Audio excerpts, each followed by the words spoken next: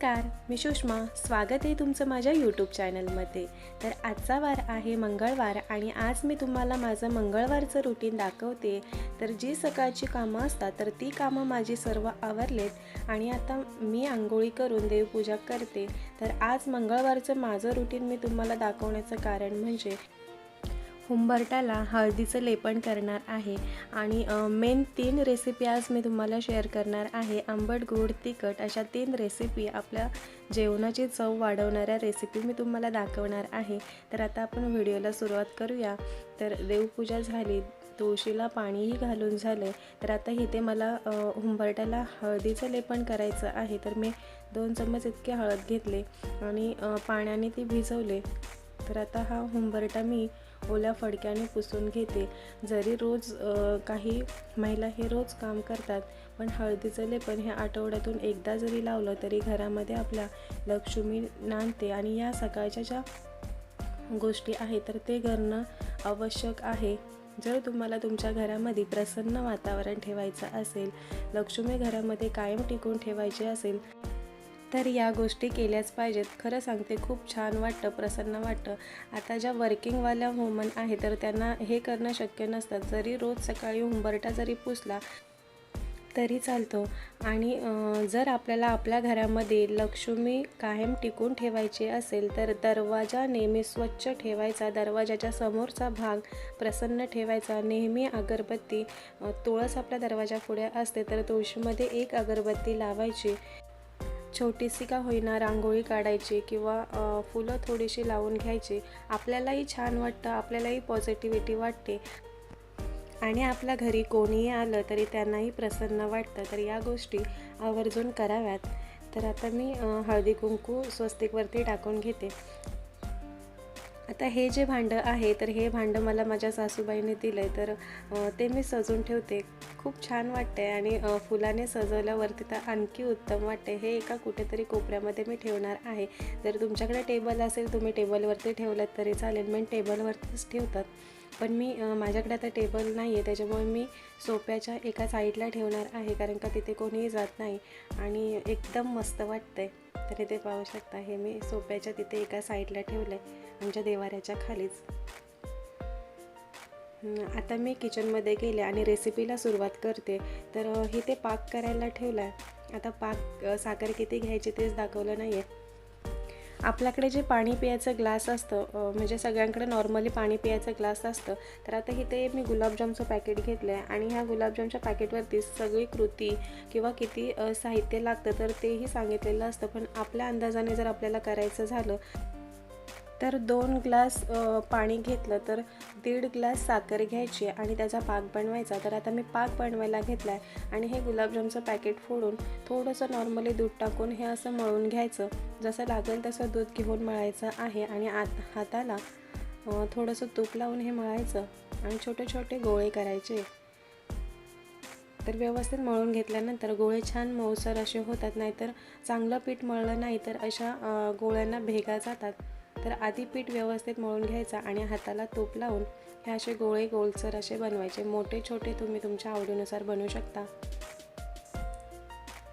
तर आता आपला पाकही तयार झालेला आहे. इथे पाहू शकता, मस्त उकळी आले आणि तुम्ही तुमच्या आवडीनुसार कमी जास्त पाक करू शकता.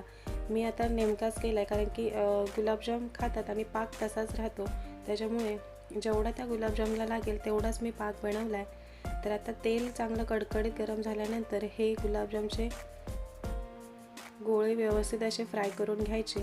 लालसर रंग येतोपर्यंत मीडियम गॅसवरती फ्राय करायचे आहेत. आता तुम्ही पाहू शकता, अजिबात या गुलाबजामला भेगा जात नाहीत. नाहीतर काही गुलाबजामला अशा भेगा जातात.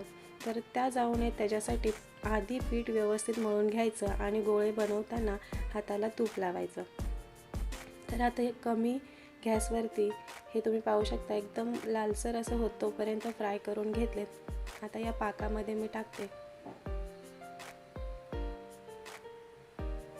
सर्व बाकीचे मी गुलाबजाम हे असेच बनवून घेते आणि या पाकामध्ये टाकलेले आहेत. इथे पाहू शकता गुलाबजाम आपले तयार झालेत. तर 1-2 तासानंतर खाल्ले तरी चालतात, मस्त मुरतात आणि आणखी चांगले मुरून द्यायचे असतील तर पूर्ण 1 दिवस ठेवायचे. इथे पाहू शकता मस्त गुलाबजाम झालेत. फक्त थोडासा पाक कमी पडला पण ठीक आहे. पाक राहण्यापेक्षा हे असं ठीक आहे, कारण की बाकी गुलाबजाम मुरलं आहे, फक्त थोडंसं मध्ये राहिलं होतं. आता मी दुसरी रेसिपी झणझणीत अशी रेसिपी दाखवणार आहे, ती म्हणजे मिरचीचा ठेचा. गोड रेसिपी दाखवली, आता तिखट रेसिपी दाखवते. तर तेल गरम करायला ठेवलं होतं आणि तेलामध्ये शेंगदाणे घातलेत, लसूण घातले आणि हिरवी मिरची घातली. आता तुम्हाला जास्त तिखट ठेचा पाहिजे असेल तर ती जी लवंगी मिरची येते जास्त डार्कवाली हिरवी, तर तीही तुम्ही घेऊ शकता. पण जास्त तिखट नाही पाहिजे आम्हाला, त्याच्यामुळे मी ही पोपटी मिरची घेतली आणि थोडंसं अद्रक घातलं आणि कोथिंबीर धुवून घालायची आहे. मिक्स करून घ्यायचं, थोडंसं गरम करून घ्यायचं आहे नॉर्मली आणि मीठ घातलं आहे. चवीनुसार मीठ घालायचं. मीठ थोडंसं जास्तच घालायचं ठेच्याला, म्हणजे ठेचा टिकूनही राहतो जास्त दिवस. तर आता इथे पाहू शकता मिक्सरच्या भांड्यामध्ये मी घेतलं आणि फिरवणार आहे.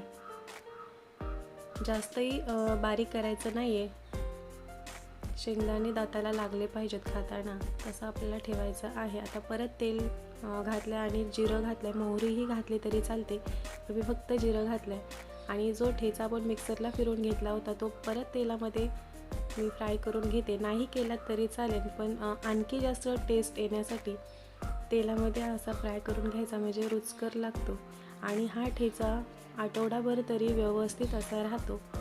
तर ठेचाही आपला तयार झाला आहे. गोड तिखट रेसिपी झाली. आता मी तुम्हाला आंबट रेसिपी दाखवणार आहे आणि आपल्या जेवणाची चव वाढवणारे हे 3 पदार्थ मी बनवलेत.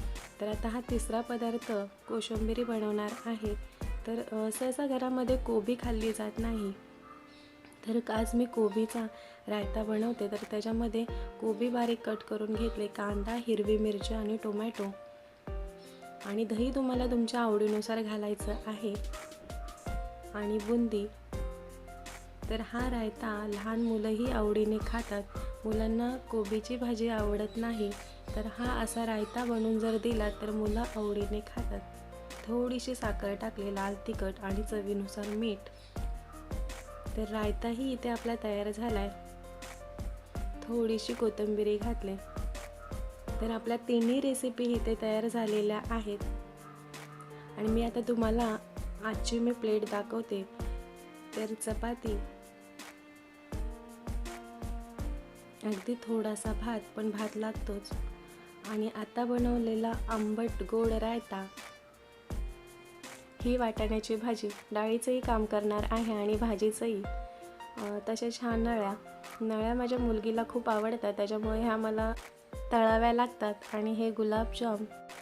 तर इथे साधी सिंपल व्हेज थाली तयार झाले. तर माझे व्हिडिओ तुम्हाला आवडत असतील तर लाईक, शेअर, सबस्क्राईब करायला विसरू नका. धन्यवाद.